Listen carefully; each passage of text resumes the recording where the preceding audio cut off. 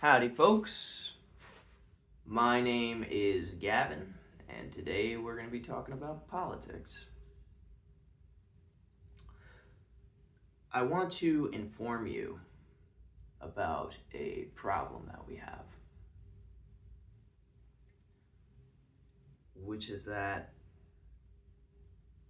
if Donald Trump wins the 2024 election, and his January 6th case has not gone to trial, we will have had an illegitimate election.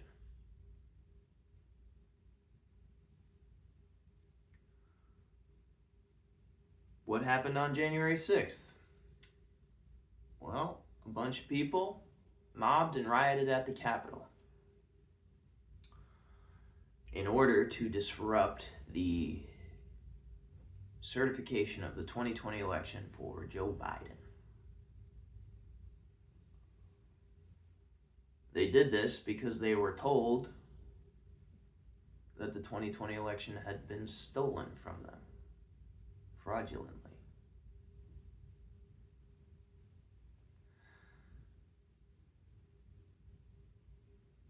Ever since this attack, this riot, this mob, this insurrection, whatever words you want to use,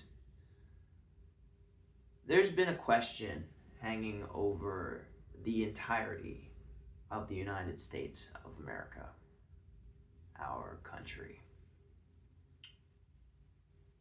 Is Donald Trump responsible?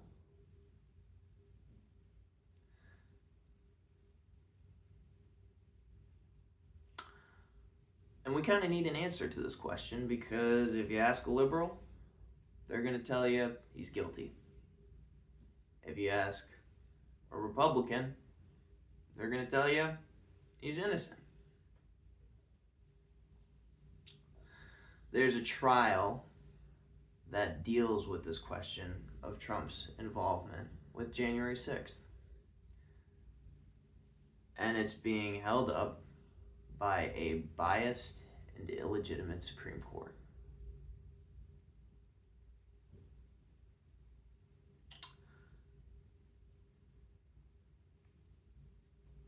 How are they holding it up? Well, Trump's defense team in this case claims that the prosecution against Trump is unconstitutional because a president is immune from criminal acts he undertakes while in office. This is on its surface stupid. They are essentially arguing that a president can shoot someone on Fifth Avenue and not be held criminally liable. That is stupid and fucked up and wrong. But the Supreme Court has decided to take up this question. Well, it looks like you make a really interesting point there about presidents being able to do whatever they want without any potential consequences. And the media is bending over backwards, even people on the left, trying to justify the Supreme Court's examination of this question of criminal immunity of a president. The justifiers are saying that, well, maybe the court is concerned that if they rule that Trump is not immune from criminal prosecution here, maybe in the future there's a president who commits crimes that we decide as a people they should not be prosecuted for. So if we rule Trump's not immune here, maybe that president that we don't want to prosecute in the future is also not immune, and maybe we end up harming someone that we don't think should be harmed. So maybe the justifiers of the Supreme Court are saying, are looking into possibilities of carve-outs for places where criminal immunity for a president makes sense.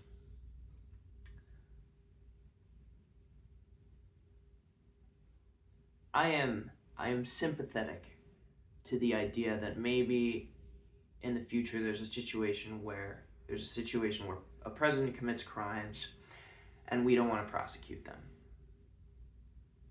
I'm sympathetic to the ability for that to happen in the timeline. But I'm not sympathetic that we need to deal with those hypotheticals now, because they don't exist. And trying to make these carve-outs, there are innumerable potentialities where it makes sense to protect a president from criminal liability.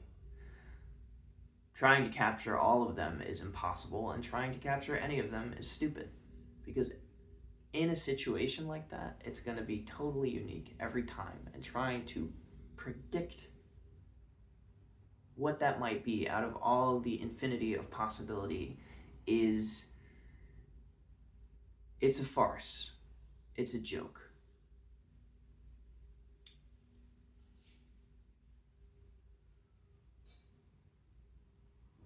A serious ruling on this from a serious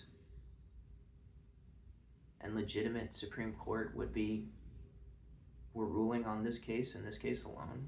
And no, Donald Trump is not immune from any liability he may face for any crimes he may or may not have committed.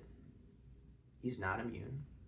The trial can go forward, and we can find out what it was that really happened. That's what a legitimate Supreme Court would say. I think that the media is having trouble talking about this because if you're in the media and you're making comments on things, you have power, you have money, you have status, and making bombastic claims is dangerous.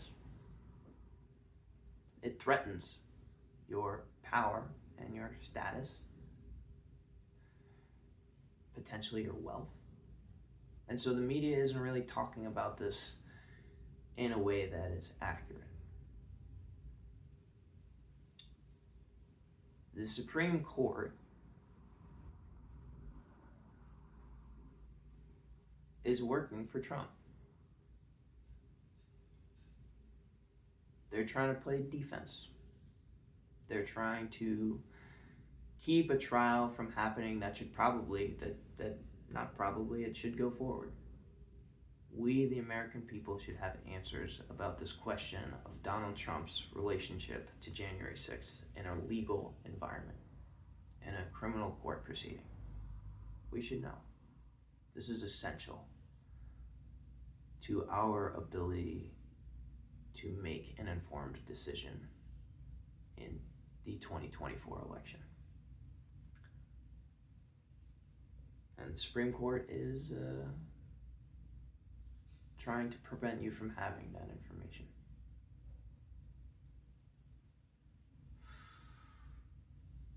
This is something that we need to, I think it is essential that we address this head on and candidly and without obfuscation or trying to find ways that all of this could make sense. And I think that we should potentially be ready to do something about it.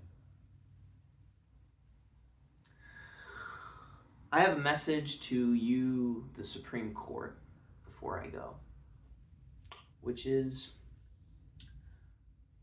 do your fucking job. You're preventing this case from going forward because having a trial at all, whether he's found innocent or guilty, hurts Trump. And you blocking this case from going forward is illegitimate and immoral and fucked up and wrong in a righteous, godly sense and in a legal sense, in a secular sense, in a constitutional sense. So do your fucking job. You are hurting the American people by preventing this case from going forward. You are hurting my country, the United States of America. Do your fucking job. See ya.